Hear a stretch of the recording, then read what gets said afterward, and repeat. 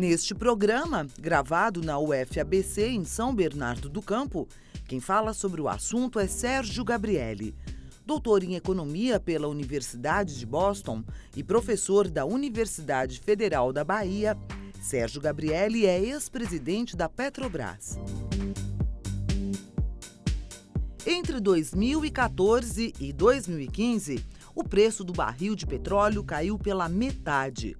Cotado por $95 em setembro de 2014, um barril passou a custar cerca de $45 em agosto de 2015, preço que se mantém atualmente. Para alguns especialistas, o desenvolvimento tecnológico e o crescimento da oferta ajudam a explicar a queda. No entanto, não há consenso sobre as razões da desvalorização. No Brasil, a crise do petróleo ajudou a aprofundar os problemas econômicos do país. Diversos estados contam com royalties e com a produção associada ao petróleo para fechar as contas. Mas afinal, como superar a turbulência com a queda no preço do barril? Qual é o futuro do petróleo no Brasil e no mundo?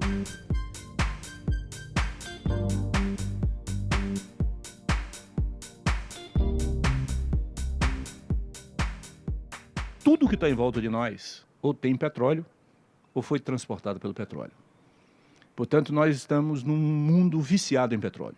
Nós tivemos em 86 uma queda brusca do preço de petróleo por uma ação da Arábia Saudita de aumentar a sua produção e, com isso, encharcar o mundo com petróleo a mais. A queda do preço do petróleo ajudou os Estados Unidos e prejudicou fortemente a União Soviética, que acabou modificando o seu regime político. Hoje, nós estamos vivendo uma situação semelhante e diferente. Por um lado, nós temos uma situação que, nesse período de preços altos, a lógica da mudança climática, a busca de alternativas energéticas, a busca da eficiência energética, acabou levando que os países da Comunidade Europeia, os países da OECD, que são os países mais desenvolvidos do mundo, diminuíssem o consumo per capita de petróleo. E a tendência e a perspectiva que nós temos nesse momento é que a demanda dos Estados Unidos, da Europa, do Japão, tende a ser declinante em relação ao consumo de petróleo per capita. Mas, por outro lado, nós tivemos um outro fenômeno importante no século XXI, que é a extraordinária aceleração da demanda da China e da Índia.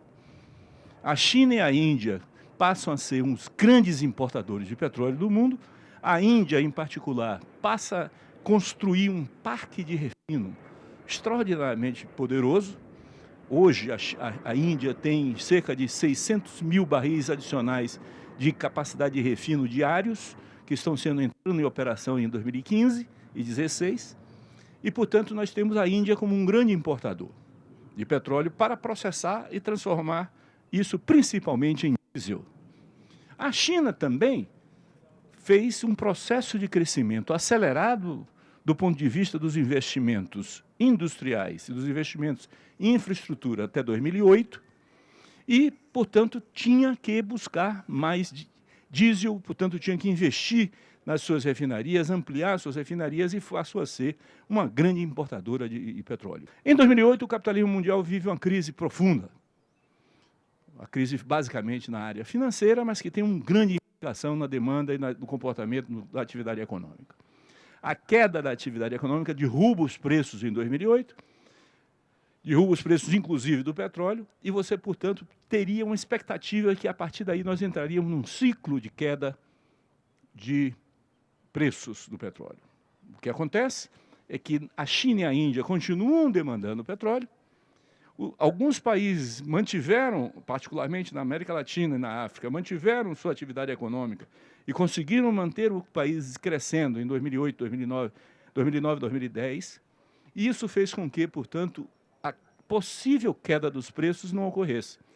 Então, ela cai, mas sobe rapidamente o nível de preço. Então, essa recuperação do nível de preço continua até 2013. O que acontece com os Estados Unidos nesse período? Os Estados Unidos, nesse período, fazem uma mudança fundamental em relação à sua situação energética. Diferentemente do que se esperava no início do século XXI, longe de fazer essencialmente uma política de contenção das emissões, de mudança do processo climático, das mudanças climáticas, que era o que se esperava até 2005, 2006, os Estados Unidos faz uma intensa utilização de uma tecnologia já conhecida de fraturamento de rocha para extrair o petróleo remanescente dessas rochas e produzir petróleo em rápida velocidade. Isso faz com que, portanto, os Estados Unidos, de 2007 para hoje, saia de uma situação de importador de 66% do seu petróleo consumido para ser um importador de menos de 30% do seu petróleo consumido. Os Estados Unidos sai de uma situação de ser um importador e grande importador de gás natural para ser um país exportador de gás natural. Isso em 7 anos. Isso significa, portanto, uma profunda mudança do papel dos Estados Unidos enquanto produtor de petróleo, e os Estados Unidos hoje é um dos 3 maiores produtores de petróleo do mundo. Tem 3 países que produzem em torno de 10 milhões de barris, que é os Estados Unidos, a Rússia e a Arábia Saudita. Então, esses 3 produtores produzem em torno de 10 milhões de barris, numa demanda mundial hoje em torno de 95 milhões de barris. A situação dos Estados Unidos força, portanto, a Arábia Saudita, agora por razões econômicas e menos geopolíticas, a Arábia Saudita força, então, a resolver dizer o seguinte: a partir de novembro de 2014, eu não vou ser mais a que vai segurar os preços de petróleo. Porque o papel da Arábia Saudita de 73 para cá tinha sido, toda vez que o preço do petróleo subia muito, a Arábia Saudita produzia mais, o preço caía. Toda vez que o preço caía muito, o preço subia muito, a Arábia Saudita enchia o mercado de petróleo, o preço caía. Essa posição de equilibrador do mercado, a Arábia Saudita, de novo, resolve não adotar a partir de novembro de 2014, dizendo que agora ela ia buscar recuperar a parcela dela nas exportações internacionais, aumentando a sua produção. E isso é seguido por alguns países da OPEP.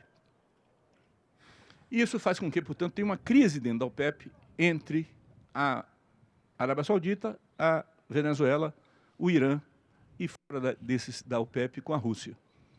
Porque os preços caem, e os preços, ao caírem, tem um impacto fiscal enorme sobre esses países, e um impacto enorme sobre a balança comercial desses países. Por outro lado, a expectativa da Arábia Saudita era que a queda dos preços iria parar a produção americana. Porém, a produção americana passou por um processo de renovação tecnológica importante, baixou enormemente seus custos, e a queda da produção esperada foi muito menor do que se esperava com a queda dos preços abaixo de $50 o barril. Hoje nós estamos vivendo, portanto, uma situação em que nós temos uma pequena sobreoferta de petróleo no mercado. A perspectiva de 2017 e 2018 é de que essa pequena sobreoferta tende a cair por 2 razões essenciais. Primeiro, porque os investimentos em novas atividades de produção do petróleo caíram enormemente em 13, 14 e 15. Então, na medida em que os investimentos em novas atividades de petróleo caem, a produção 3, 4, 5 anos depois vai cair inevitavelmente. Segundo, porque é provável que a alteração que ocorre na China e na Índia no tipo de demanda vai modificar o tipo de produto que vai ser consumido, mas você vai ter uma recuperação da demanda futura. Portanto, os preços tendem, num primeiro momento, a se manter entre 45 e 55 dólares, porém, a perspectiva é de que, no médio e longo prazo, eles vão voltar a crescer de novo. Agora, o professor Sérgio Gabrielli responde à pergunta da colaboradora de Ópera Mundi.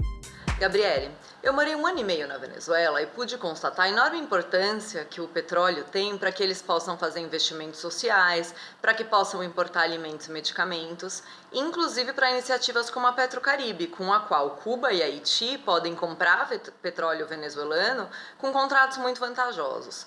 Qual é a perspectiva para os próximos meses, para os próximos anos, para esses países tão dependentes da renda petroleira como é o caso da Venezuela?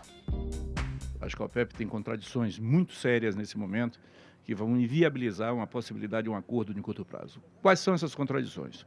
De um lado, a Arábia Saudita está passando por um processo interno de transformação muito pesada em função de uma escolha de diversificar a sua economia nos próximos 30 anos. Então, a OPEP vai tentar tirar o máximo possível de receita petroleira o mais rápido possível, considerando os seus baixos custos de produção de petróleo.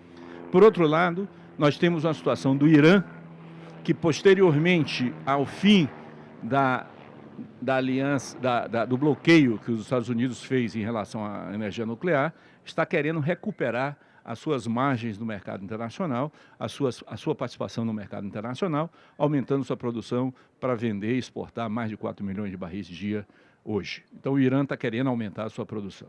Por outro lado, a Venezuela e a Rússia estão numa situação muito complicada, porque são muito dependentes. A Rússia é fora da OPEP. A Venezuela é muito dependente do petróleo e as receitas de exportação e as receitas domésticas em termos fiscais dependem fortemente da venda do petróleo. E mesmo que os preços estejam caindo, se ela diminui a sua produção, a receita total dela cai, portanto, ela precisa manter a produção para manter a receita, mesmo que a margem seja muito menor. Então, consequentemente, eu não vejo como ter possibilidade de, via acordo dentro da OPEP, a gente via ter um acordo que viabilize uma contenção da produção e chegue a afetar o nível de preço no curto e médio prazo. Há, claro, uma intenção disso. A Venezuela está pressionando para isso e defende uma determinada banda de preço em torno de $80, mas os outros membros da OPEP estão a todo vapor. Os números mostram que a OPEP está produzindo muito petróleo, mais do que seria necessário frente ao excesso de oferta que temos no mercado. Por outro lado, nós temos um outro fenômeno no mercado atual, que é o acúmulo de estoques nos países consumidores. Então, nós temos estoques nos navios petroleiros, que estão cada vez mais carregados e flutuando sem entregar nos portos petróleo. E nós temos aumento dos estoques nas refinarias e nos oleodutos. Consequentemente, nós temos aí uma certa capacidade dos mercados consumidores de vir a influenciar no preço no curto prazo. O que vai modificar essa situação, provavelmente, e aí é chave entender, é o que vai acontecer com a produção americana em termos dos seus custos. E, por outro lado, entender o que vai acontecer com a demanda chinesa e com a demanda indiana em termos de retomar investimentos e retomar o crescimento do seu consumo, alterando aí o consumo entre gasolina e diesel em cada tipo de modelo que ele vier. Portanto, eu não acredito num acordo dentro da OPEP e acho que o efeito que vai ter sobre os países exportadores de petróleo é muito dramático, porque o petróleo precisa ser diversificado.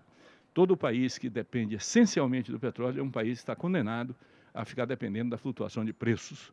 E, portanto, quanto mais diversificado, quanto mais integrada seja a indústria do petróleo, melhor é para o país.